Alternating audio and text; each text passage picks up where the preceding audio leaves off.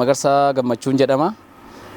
Gaheen hojii kootii Inistituutii Qorannoo Qonna Oromiyaatti giddugaleessa qorannoo qonnaa Daamii Tulluutti qorataa baayooteknooloojii.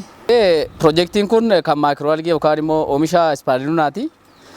Kan ittiin hojjetamu Inistituutii Qorannoo Qonnaa Oromiyaa giddugaleessa qorannoo qonnaa Daamii Tulluudhaa fi Baayoon Emerging Teknooloojiidhaan walta'iinsaan hojjetama. Kaayyoon piroojeektii kanaa inni guddaan mirkaneessa nyaataa keessatti gahee qorattoonni qaban akkamiin nyaata pirootinii ga'aa ta'e uummanni biyya keenyaa argachuu kan ittiin danda'u kan nun kanaan dura ittiin beeknu nyaata akka fooniif akka killeerraan kan hafe single cell protein yookaan immoo pirootinii baakteeriyaadhaan oomishamuun akkamiin bakka buusuu danda'a kan jedhamuuni. Akkuma beekamu ispirulina jechuun maayikirooalgii yookaan immoo kan ijaan hin mul'anne garuu warra ijaan mul'atan caalaa pirootinii, vitaaminii, kaarboohayidireetiif waa hedduu dhala namaatiif kan barbaachisu kan of keessaa qabudha. Maqaa kanaatiin waa hunda waan of keessaa qabuu fi super food yookaan immoo future food jedhamuun beekama. Nyaata egeree yookaan immoo nyaata baay'ee dinqisiisaadha. Nyaanni maayikirooalgii kanaan oomishamu waan xiqqoo fudhachuudhaan waan baay'ee guddaa yeroo dheeraatiif qaama keenyaaf kan gargaaru waan ta'eef yeroo baay'ee qorattoota naasaatiin yookaan immoo warra astiroonoota yookaan immoo hawwaarra deemaniin nyaata filatamee qophaa'u jechuudha. Akkuma asitti argaa jirtan kuni piroojeektiin kun ispirulina yookaan immoo maayikirooalgiin kun kan wal horu bishaan irratti. Bishaan irratti iyyuu immoo haa ta'u malee addunyaa kanarraa bakka hundaatti osoo hin taane addunyaarraa bakka waggaa guutuu aduu argatu bakka ho'iinsa yookaan immoo tempereechara ol ka'aa ta'ee fi bishaanota ashaboo qabanii fi fresh water kan nuun jennu keessatti argamu.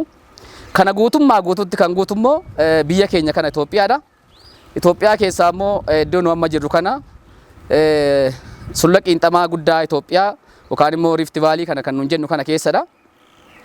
Uumamaan egaa biqilaan kun yookaan immoo saayinoo baakteeriyaa kan nuun jennu yookaan ispirulina kan nuun jennu kuni daangaa lubbu qabeeyyii irra jira. Akkas gaafan jedhu baakteeriyaadhas pilaantiidhas akka animaalittis jechuu dandeenya. Akka baakteeriyaadha kan nuun jennu kan ijaan hin argamne yookaan immoo ofii isaanii seelwoolii yookaan immoo kan pilaantiin yookaan immoo kan biqilaan hin qabne kan qabanii kanaan dura saayinoo baakteeriyaa kan nuun jennu ofii isaanii nyaata qopheessuu kan danda'an footosinteesiidhaan akkuma biqilaatti nyaata qopheessuu kan danda'ani.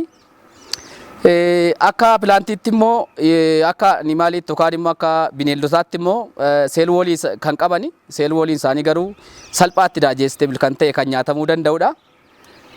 Walumaa galagaa arguu dandeessoo amma kan argaa dudduuba kootti argaa jirtan kuni bakka isaan irratti toloran poondi yookaan reeswee kan jedhamu kanadha.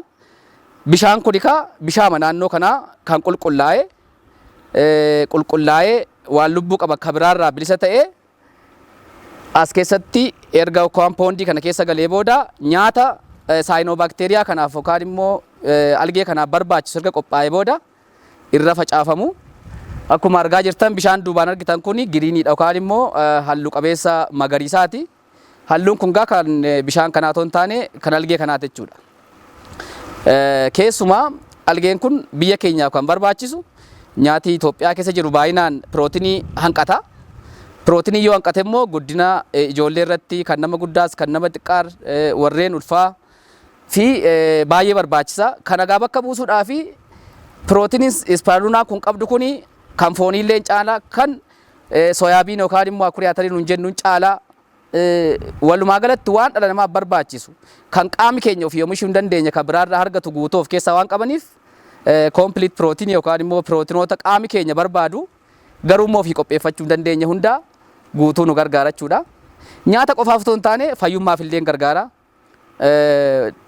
Akka taabileetii yookaan immoo akka qorichaa akka kiniiniittis hin fudhatama. Enerjii kennuuf waa hundumaatiin guutuu kan ta'edha. Haa ta'u malee haga ammaa kanatti kana oomishanii bakka buusuudhaa fi saayinsii mataasaa teeknooloojii garaagaraa barbaada.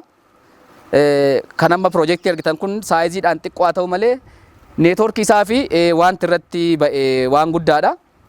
Kanaaf gara fuulduraatti kan kanaan dura midhaan nyaataa oomishnu, midhaan foolii oomishnu, aannan oomishnu irratti dabalatee amma xiqqoo fudhachuudhaan warra nuun kanaan dura baay'ee fayyadamnu kan bakka nu bu'uu danda'u nyaata algee kanaan oomishamu ispaayiruudhaadha jechuudha.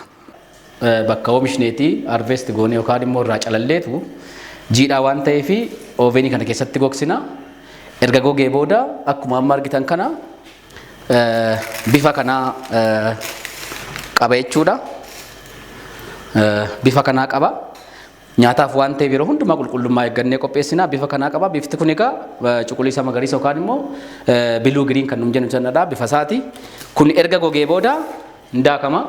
Erga daakamee booda daakuun daakame kun yoo barbaadame akka qorichaatti yoo barbaadame akka nyaataaf ta'utti akkaataa garaagaraatiin qoricha sirraa qopheessuu dibata garaagaraa sirraa qopheessuu nyaataaf illee waan hundumaaf oolaa jechuudha. Ammaaf nuti yeroo jalqabaatti waan ta'eef milkaan inni guddaan algeen kun asitti horaruu danda'a kan jedhamu eeyyee hin danda'a. Irraa cirree akka itti barbaadameen gogsuu hin dandeenya danda'ameera. Gara fuulduraatti immoo kanarraa akkamiin lafa bal'aatii waliin geenya kan jedhutti hojjetamaa